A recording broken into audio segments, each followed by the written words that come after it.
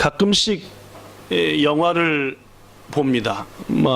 요새는 1년에 한두 편쯤 보는 거니까 가끔이 아니라 꽤 오랜만에 한 번씩 보는 것 같은데 1995년도에 미국에서 개봉한 영화 중에서 데이빗 핀처라고 하는 사람이 감독을 하고 그 다음에 모건 프리먼이라고 하는 흑인 할아버지인데 영화 꽤 멋있는 영화에 많이 나오는 분하고 잘생긴 브래드 피트라고 하는 사람이 공동으로 주연한 영화 중에 세븐이라는 영화가 있습니다.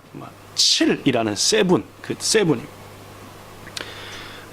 영화의 내용은 상당히 무서운 음침하고 일주일간의 내용을 담은 건데 하여튼 하나같이 침침하고 비 오고 막 이런 내용의 조금 어두운 영화입니다. 더구나 하루에 한 명 정도로 살인을 당하는데 그 살인을 당하는 사람이 너무나 처참하고도 막 기발하게 도저히 어찌 이런 일이 일어날까 할 정도로 처참하게 살인 사건이 일어나고 그 살인 사건의 범인을 찾아 나서는 게 두 형사로 나오는 아까 얘기한 브래드 피트하고 모건 프리먼입니다.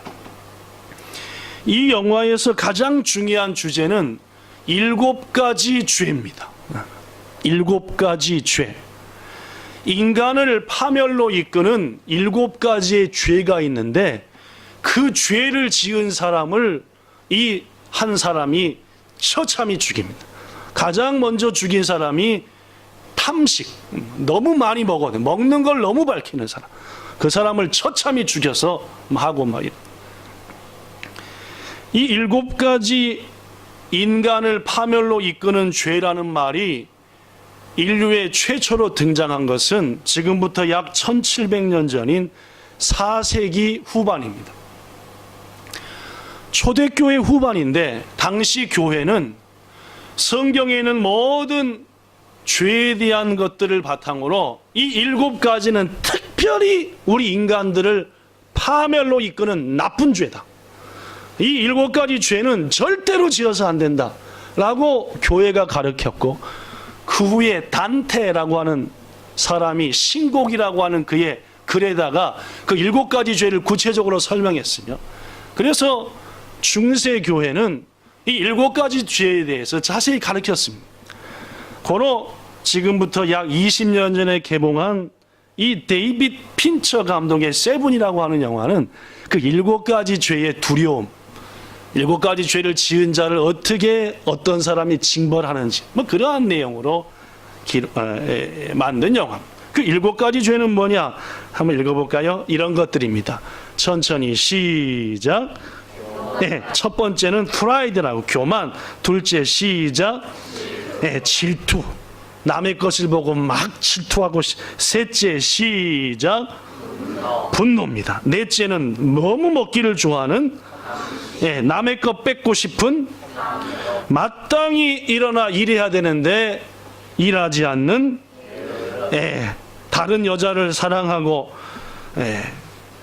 하나님이 세우신 건전한 바깥에서의 정욕을 따르는 음란한 정욕. 이 7가지가 4세기 때부터 교회가 가르친 가장 악한 죄다. 이 죄들은 인간을 파멸로 이끈다. 저는 오늘 이 가운데 첫 번째 기록된 교만이라는 죄에 대해서 얘기하고 싶습니다. 많은 신학자들이 말하는 대로 교만은 모든 죄악의 뿌리라고 말할 수 있습니다. 교만한 마음으로부터 죄가 나옵니다. 토마스 아퀴나스라고 하는 카톨릭의 유명한 신학자는 이렇게 얘기했습니다. 시작.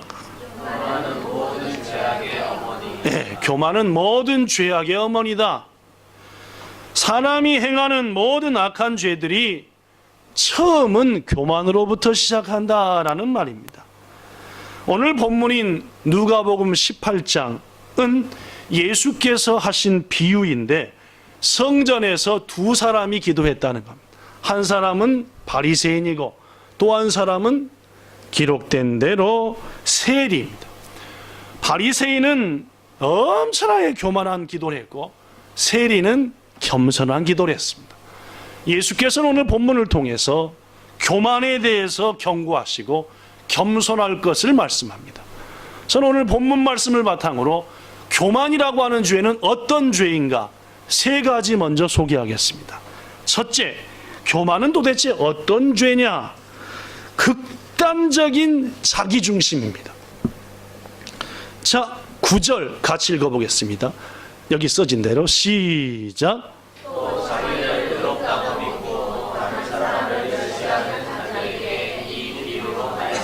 교만은 뭐냐?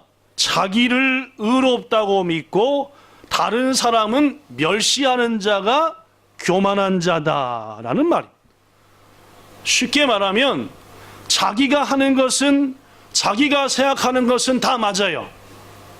그러나 남이 하는 건 틀렸어요. 이게 뭐라고요? 교만입니다. 오늘 본문에서 예수께서 말하는 첫 번째 교만은 뭐냐? 나는 다 맞아요. 내가 생각하는 것은 옳아요. 남은 이상해요. 그래서 훈계하려고 그래요. 사실 자기를 존중히 여긴다, 자기를 귀히 여긴다라고 하는 것은 오늘날 일부 학자들이 말하는 인간 정신 건강에 있어서는 매우 중요한 게 사실입니다. 난 아무것도 아니야, 난 쳐주길로 맨날 그렇게 생각하면은 이 정신 건강이 안 좋아진다. 그러니까 나는 괜찮아, 난 훌륭해, 뭐 이 정도로 쓸만해 라는 마음을 갖는 거 훌륭합니다. 그래서 심리학자들은 자존감을 가지는 것, 스스로 나는 존귀한 존재다 라는 마음을 가지는 것은 그 사람의 아름다운 인생을 위해서 매우 중요하다라고 말합니다. 그러다 보니까 오늘날 하나씩밖에 안 낳는 부모들이 자식을 너무 그렇게 만듭니다. 넌 세상에서 최고다, 네가 훌륭하다 하니까 이 애가 어려서부터 점점 교만해서 나는 다 맞아요, 내가 생각하는 것은 다 오케이입니다, 남이 하는 건 hen이에요, 이상하다.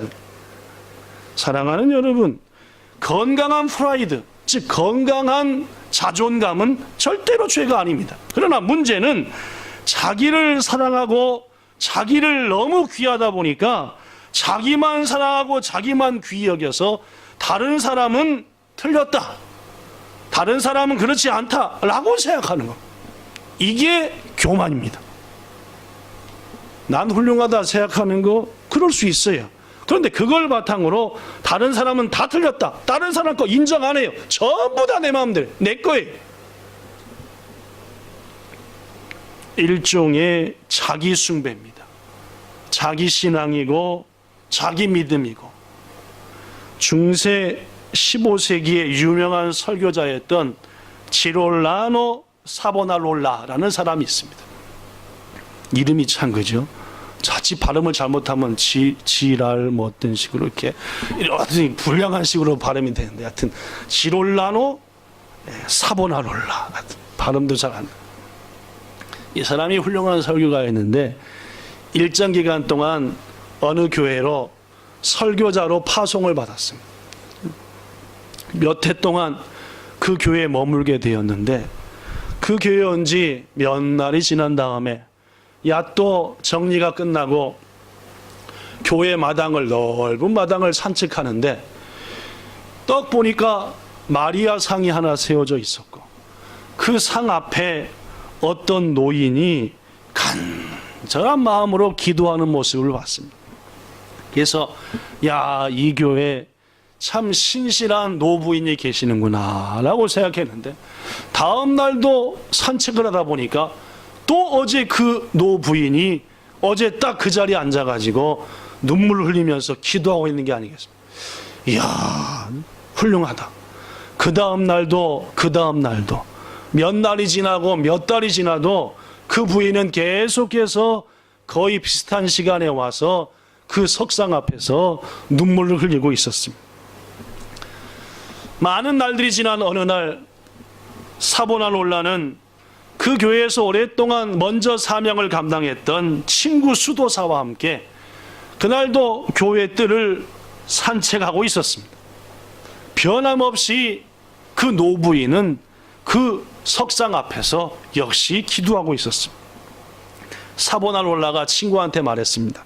여보게, 내가 저 부인을 가만히 살펴보니까 비가 오나 눈이 오나 바람이 부나 폭풍과 같이 나 봄이나 여름이나 가을이나 겨울이나 변함없이 저 자리에 앉아서 거의 같은 시간에 저렇게 기도하. 참 귀한 분이네. 신앙이 참 대단하네. 이렇게 칭찬을 했습니다. 네. 뭘 도와드릴까요? 현웅이? 현웅이 엄마?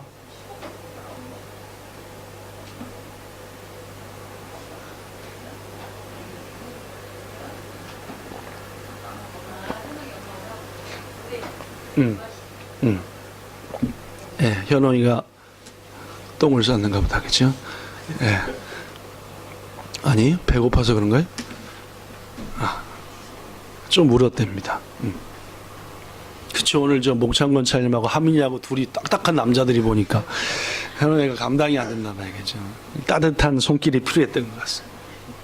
여하튼 사본원 올라가 그 노부인을 그렇게 칭찬했다는 말입니다. 그랬더니 몇 해 동안 그곳에 머물렀던 친구 수도사가 가만히 이렇게 얘기했습니다.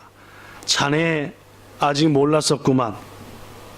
수십 년 전 이 교회에 마리아 상이 처음 조각될 때 당시 조각가가 이 마을에서 여러 사람의 후보를 찾았지. 어느 사람을 해서 저 모델로 해서 마리아 상을 할까. 그때 뽑힌 사람이 바로 저 부인이었지. 그런데 안타깝게도 저 부인은 그 후로 크게 교만해지고 말았어.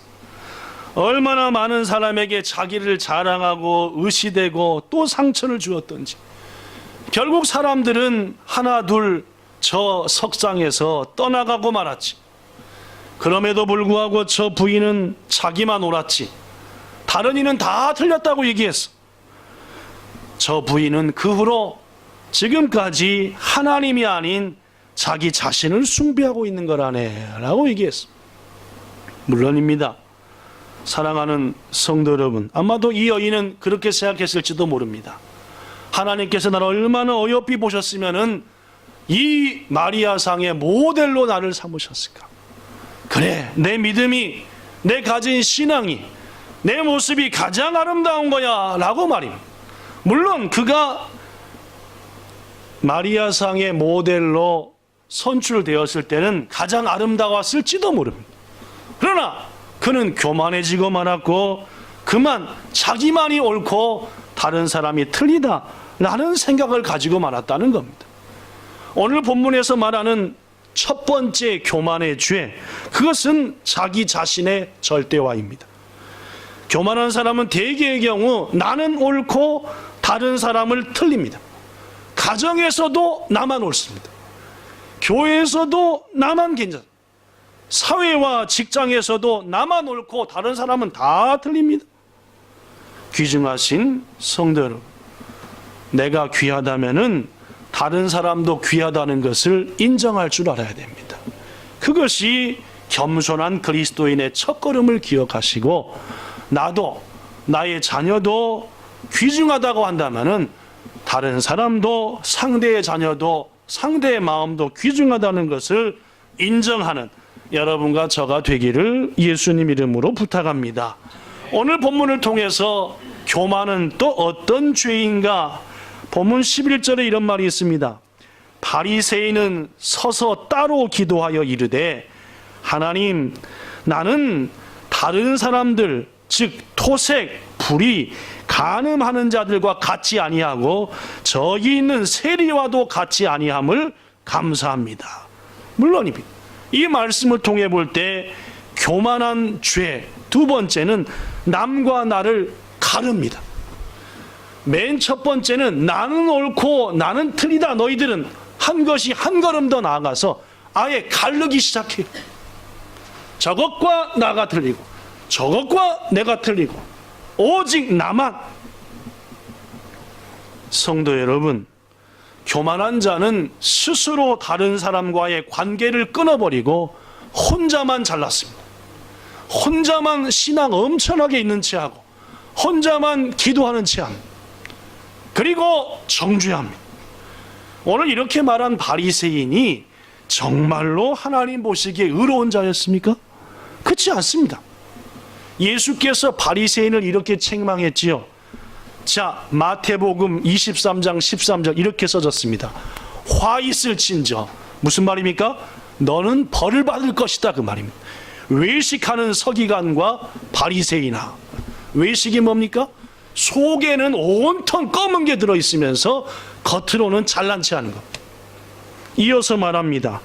너희는, 즉 바리새인 너는 천국문을 사람들 앞에서 닫아놓고 너희도 들어가지 않고 들어가려고 하는 자도 못 들어가게 하는구나. 방해꾼이다, 그 말입니다. 성도 여러분, 바리새인과 같은 교만한 자가 교회에 있으면은 자기도 못 들어가고 남들까지 천국을 향해 못 가게 한다, 그 말입니다. 이어서 마태복음 23장 25절 6절에 보니까 화 있을진저 바리새인이여, 잔과 대접의 겉은 깨끗하되 안에는 탐욕과 방탕이 가득하도다. 네 잔을 보니까 겉은 번들어하는데 안을 들여다보니까 탐욕과 죄가 가득하더라. 이어서 말하기를 눈먼 바리새인이여, 네 안을 먼저 깨끗하게 하라. 그래야만이 겉도 깨끗해진다. 또한 마태복음 23장 27, 8절에 외식하는 바리새인아, 회칠한 무덤 같으니, 무덤이 속에 시체가 들어있고 썩잖아요. 근데 바깥에 회를 칠해놓으니까 깨끗해 보여요. 그러나 속은 뭐요? 온갖 부패와 썩음이 가득하다. 이게 바리새인이었습니다. 이런 죄를 짓고 하나님께서, 아니 스스로 좀만 자기를 보면은 얼마나 부족한지 알면서도 불구하고 스스로를 남들과 가르고 저것들과 같이 하는을 감사, 저들과 다름을 감사. 이게 바리새인이었다. 이게 교만한 자. 귀중하신 성도 여러분, 혹시 여러분과 저의 입과 생각으로 다른 사람과 나를 구별하며 비방한다고 한다면은 우리는 이미 교만한 자임을 알아야 합니다. 여러분과 저는 최초의 인간 아담과 하와가 범죄하며 타락할 때에 우리도 함께 타락했습니다.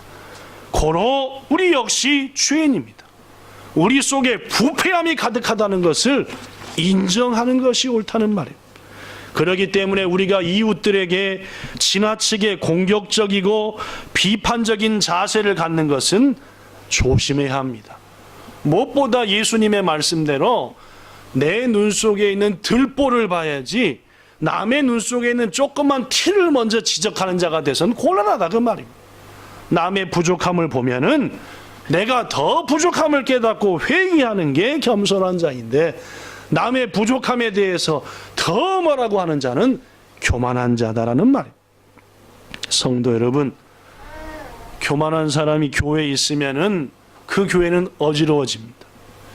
자기밖에 모르는 교만한 자가 가정에 있으면은 그 가정은 파탄을 향해 가는 것. 부디 가장인 남편이, 함께하는 아내가, 자식이 더더욱 겸손해지는 은혜가 여러분과 저의 가정에, 우리 교회에 있게 되기를 예수님 이름으로 축원합니다. 세 번째로, 교만은 또 어떤 죄냐? 본문 11절과 12절에 보면 이런 말이 나옵니다. 세리가 아닌 바리새인이 기도하기를, 하나님, 나는 다른 사람들 곧 저 악한 자들과 같지 않고 저 세리와도 같지 않음을 감사합니다. 난 더구나 일주일에 2번씩 금식도 하지요. 내가 벌어들인 것에 11조도 하고 있습니다. 난 의롭습니다 라고 얘기했다는 말. 여러분, 금방 바리새인이 한 기도입니까? 자기 선전입니까? 네. 나는 저들과 다릅니다. 나는 11조도 잘하고 금식도 잘합니다. 뭐 어떻게 하겠다는 건데, 그러면? 내가 이만큼 잘하니까 하나님 잘 아시지요? 자, 앞으로도 잘 부탁합니다. 이런 얘기입니다.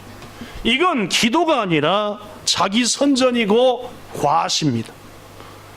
성도 여러분, 기도의 중심은 내가 아니라 하나님이셔야 합니다. 하나님, 저는 죄인입니다. 하나님, 제 마음 아시지 않습니까?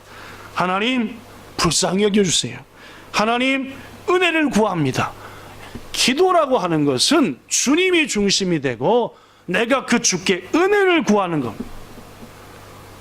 잘못된 기도는 자신의 기도와 말을 바탕으로 모든 자신의 허물과 생각을 꾸며내고 가릴 수 있다고 착각하는 겁니다. 오늘날 하도 시대가 변해가지고 온갖 못된 짓을 하고도 말로 그럴듯하게 바꿔서 그게 맞는 것 같아요. 여하튼 나라의 정치가들부터 온갖 잘못을 해놓고 요리조리 빠져나갑니다. 그리고는 자기가 잘못한 것을 말로 바꿔서 잘한 것처럼 만들어버려요. 그걸로 국민을 속인다. 앞서는 정치가부터 그러니까 모든 이 땅의 사람들이, 세계의 사람들이 정직하지 못하고 자기 속에는 온갖 악이 가득 차 있음에도 불구하고 말로써 휘어잡고 말로써 돌이쳐서 내가 옳다, 맞다 그렇게 한다는 말. 거듭 말하지만은 오늘 이 기도하는 바리새인은 악한 자입니다. 회칠한 무덤입니다. 겸손하지 못한 자요. 그런데도 불구하고 하나님 앞에서 온갖 좋은 말로 자기의 모든 허물들을 다 가려버리고 저들과 다름을 감사합니다. 이런 악한 교만함이 어딨냐 그 말입니다. 성도 여러분, 우리 하나님께서는 우리의 모든 것들을 아시는 분이십니다.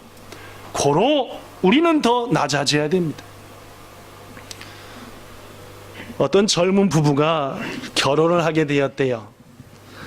남편 쪽보다 아내 쪽이 좀 더 신앙이 좋았습니다.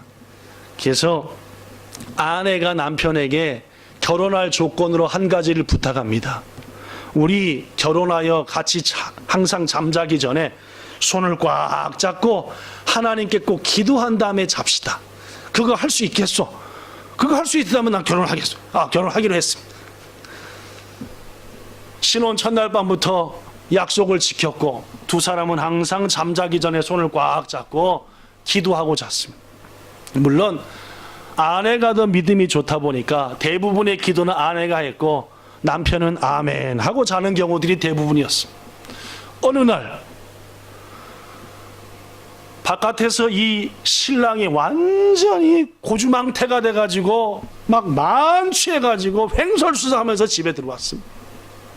아내가 이제 남편을 잘 씻도록 도운 다음에 침대 위에 올랐습니다.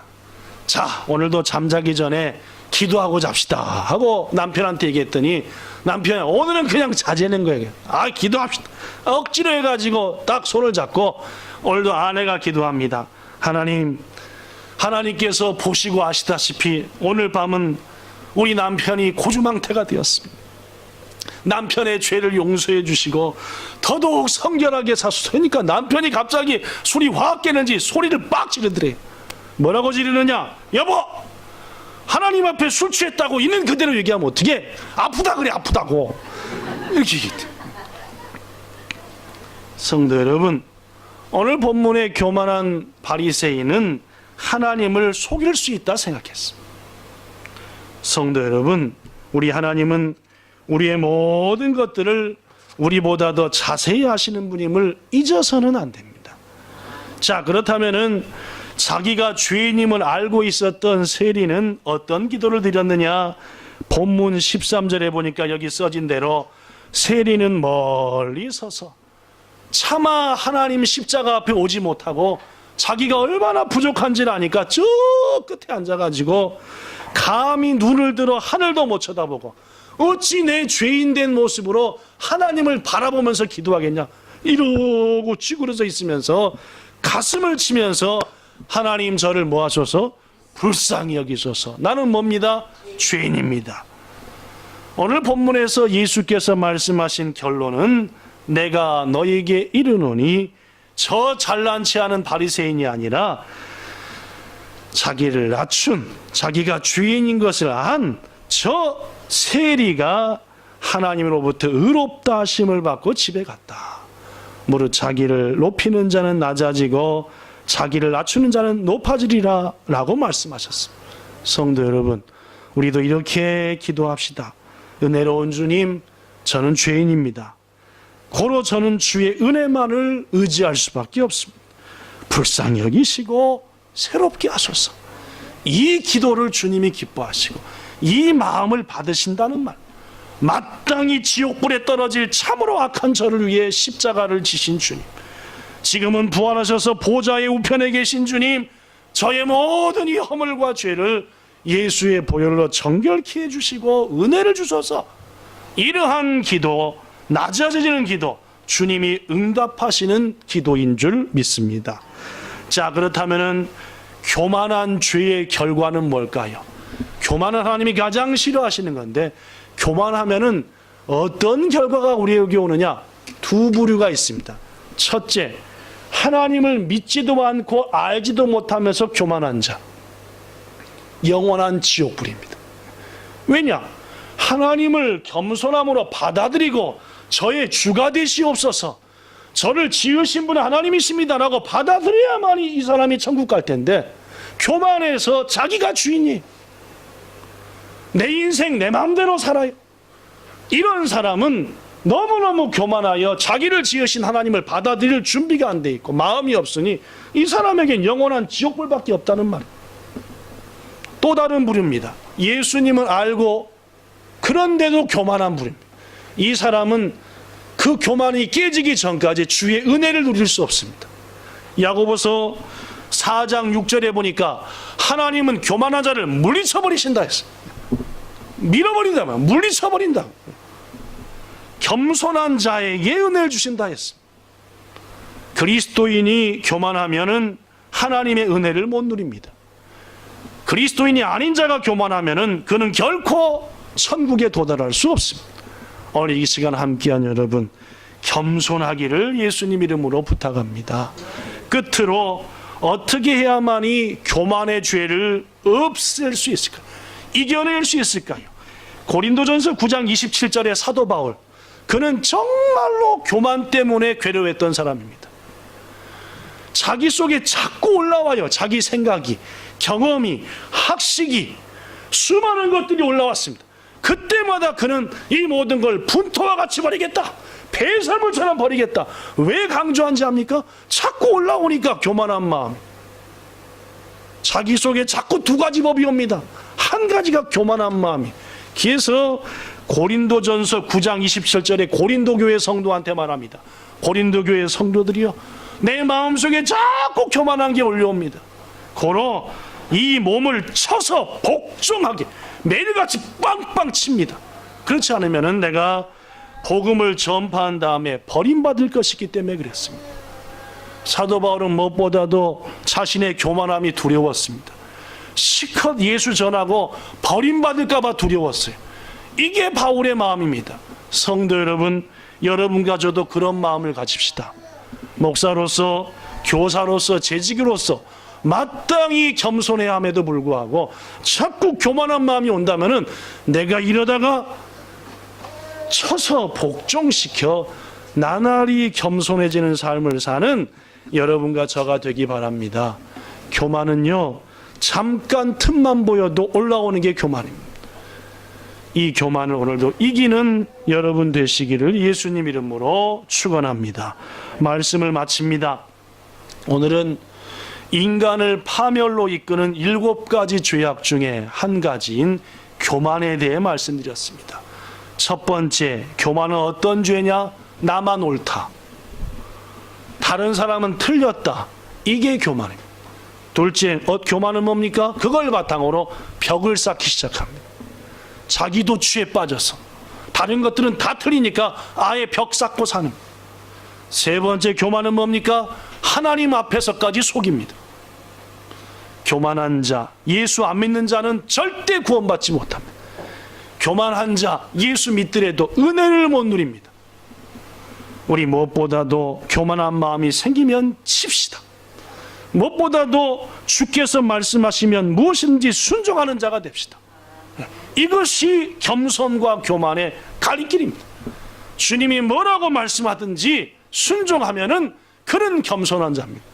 그러나 주께서 주신 감동과 말씀 무시하면 그게 교만한 자입니다. 자, 오늘 마지막 설교 결론은 이 찬양으로 하고자 합니다. 우리 함께 이 찬양 드리면서 나는 마음이 겸손한 자가 교만한 자인가 살피시고 더더욱 겸손함을 힘쓰는 우리가 되기 바랍니다. 자, 앞에 가사가 기록됐으니까 함께 찬양합니다. 주님 말씀하시면 내가 나아가리라. 주님 뜻이 아니면 내가 멈춰서리라. 나의 가고 서는 것 주님 뜻에 있으니 오 주님 나를 이끄소서. 주님 말씀하시면 내가 나아가리라. 주님 뜻이 아니면 내가 멈춰서리라. 나의 가고 서는 것 주님 뜻에 있으니 오 주님 나를 이끄소서. 뜻하신 그곳에 나 있기 원합니다. 이끄시는 대로 순종하며 살리니 연약한 내 영혼 통하여 일하소서. 주님 나라와 그 뜻을 위하여 뜻하신 그곳에 나 있기 원합니다. 이끄시는 대로 순종하며 살리니 연약한 내 영혼 통하여 일하소서. 주님 나라와 그 뜻을 위하여 오 주님 나를 이끄소서. 주님, 오늘날 너무나 많은 그리스도인들이 교만합니다. 바로 우리가 그렇습니다. 주님 말씀하시면 나가는 우리가 되게 하시고 주님이 원하는 길이 아니면 멈춰서는 결단하게 하옵소서. 가는 것, 서는 것, 주님 뜻에 있음을 알고 주님께 인도함을 구하게 하소서. 너무나 많은 그리스도인들이 자기 마음대로 합니다. 자기 마음대로 하면서 하나님의 뜻이라 하나님의 섭리라 말도 안 되는 바리새인과 같은 꾸며냄을 합니다. 우리의 모습이 그러합니다. 주님, 종으로부터 본향의 재직들 모든 성도들 더 주님 앞에 낮아지게 하소서. 우리는 주의 것이고 주님이 우리를 핏값으로 사셨음을 알게 하시고 내 인생도 내 시간도 나의 모든 것들도 하나님의 것임을 잊지 않게 하옵소서. 이미 내 것이다 라고 생각하는 순간 우리는 교만함에 빠졌다는 사실을 알게 하시고 우리 본향교회가 무엇보다도 겸손한 교회로 주의 뜻을 가장 우선하는 교회로 나아가게 되기를 원합니다. 이끌어 주시옵소서. 예수님 이름으로 기도하옵나이다. 아멘.